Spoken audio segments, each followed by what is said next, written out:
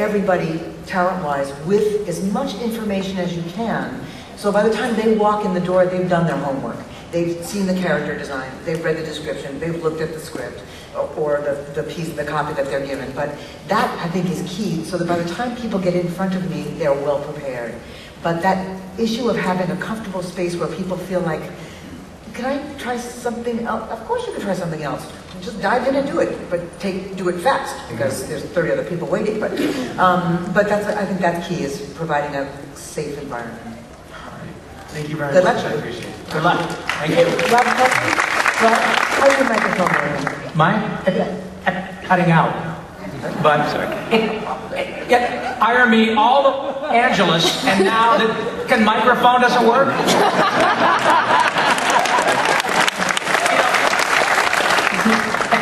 I'm Kenny. His is fine.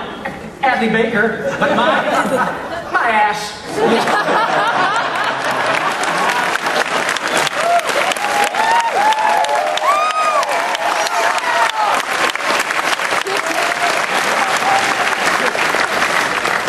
Shucks.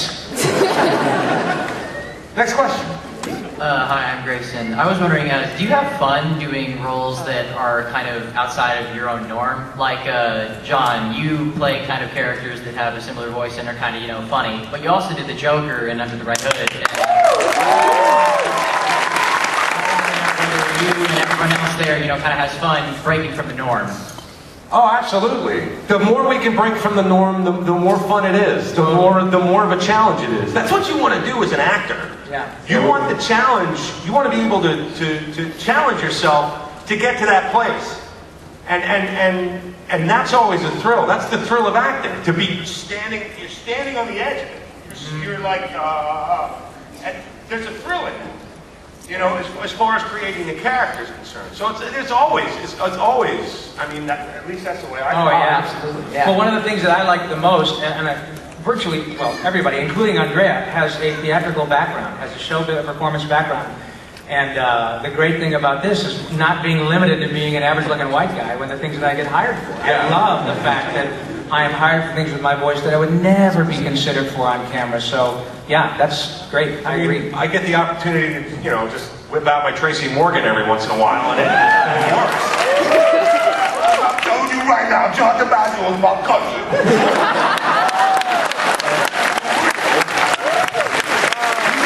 We got the same arms.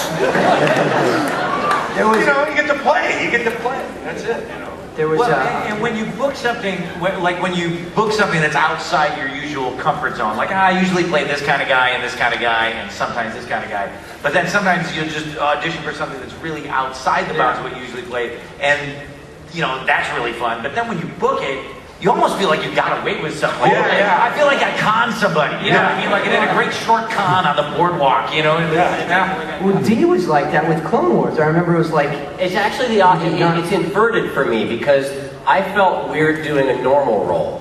Because the clones, wasn't crazy. Yeah, the clones were really straight ahead normal, and I had never done that in a show, and it felt very odd. I never would have thought to cast myself as that, and it felt really odd at first to do that. But happily with voice acting, you get a chance to stretch those acting muscles much further than you ever would be able to on camera, I think. 3 words: Klaus the Fish. Unbelievable. That's a great example of you going in there and giving them something different than what they were looking for, right? Yeah, exactly. You don't always give them exactly what they say they want, because maybe what your understanding of it is better than what they think they want. In Klaus the Fish, An American Dad, was originally written as a French fish, and I auditioned him as a German fish. It's like Francois the Fish and bonsoir and all this, but my version of it, which I liked better, was as a German fish. And so I gave them that, and they tried to recast me, and I said I'm still not going to read it as a French fish, and so they kept me. So sometimes, the lesson for me is that sometimes you really got to stick by your creative guns. And if you go down in that battle, then you do it for the right reason. But you give them your best. And not your second best, but you give them your best. And if they don't like it, that's fine. But stick with that. and that'll get you somewhere. It's every time he does the German accent, I feel like I've watched German porn and I need to go take a shower. Wir machen alles zusammen.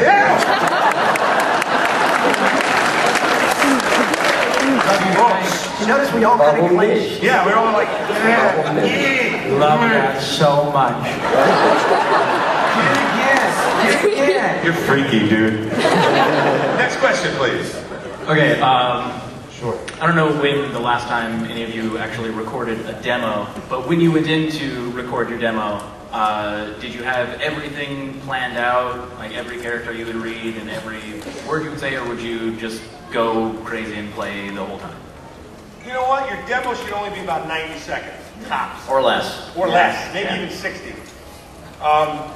Do stuff in short, have stuff in short bursts, have them completely contrast, like between each voice, between each character that you do. Not just in voice, but style too. Yes, exactly. And less is more. Nobody has time to listen to a 5-minute demo. You know. And it's got to show you can act. It's not just do a funny voice. It's not just doing a funny voice. It's Or showing you can imitating act. other people too. You don't necessarily want to just do a popular voice. You want to do ones that are your own too. I've been meaning to put a demo together for 22 years, and I've never gotten around to it. I've never had one. It's like, That's because you are bad mother. There's enough stuff out there, just go listen to it, and if you don't like it, don't. You know, it's okay if you don't like it. There's a lot. I've heard a couple of demos in my. You mentioned short bursts, and there's some value to that, but there also, it needs to be, each clip needs to be long enough that we can tell that you can sustain the voice. Because I have heard very, very good short clips, brought that person in, asked them to do some copy in that voice, and they're good for a line, and then the voice just goes away. So it needs to be long enough that I know that you can do it, and really key is acting. Acting. Great that you can do, if you can only do 3 voices, if you're great at them, and you can act really well, you'll get work doing those. You don't have to be able to do 37 voices, 150 voices. Nobody can do 150 voices. But, I think it's...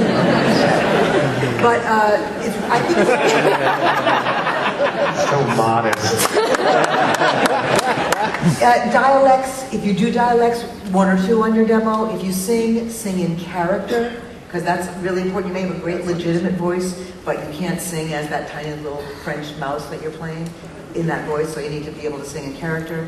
And I'd say, my guess is that will take 90 seconds. You will ultimately, once you get an agent, need a 60-second clip which goes on Voice Bank, and that's what everybody will listen to, that goes in to just get a sample of your voice. And anybody will listen to 60 seconds. But having listened to a million demos in my life, I'll tell you, after about 60 seconds, it does start to just, the interest wanes.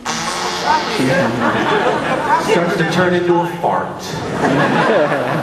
And smell like one. Yes. But after that amount of time, 60 seconds, it's not that you're disinterested or that you're going, it's like you have the wherewithal to know, Right. I think I can hear this person's range of what they can do. Like, Exactly. you've heard That's absolutely valid. And my point about that is, don't save the best stuff that you do to the end of your demo. Make sure that you start with your strongest stuff. Because the first voice usually gets cast. Mark my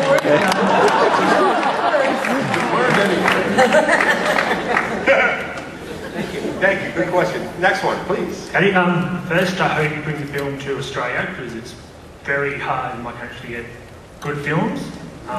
The main question is if you guys are starting to get a bit more respect now than what you would say 15, 20 years ago. You know what? Anybody? I think it's cool now because of the video games and all the things that technology is bringing out. There's more of a relevance to it. People want to know who does their favorite character because their favorite character is no longer someone on camera. And I think that adds to it, certainly. Yeah, I mean, in terms of respect, I've never felt disrespected because I've been paid handsomely for my work, irrespective of whether or not people recognize me. However, we all started doing this not so much for money, but because it felt great and we couldn't not do it. And whether it was your relatives or some girl you had a crush on that you were hanging upside down in the monkey bars for, it's very, very lovely when people, go out of their way like this to tell you how much they enjoy your work. And certainly as a result of the stuff like James was talking about.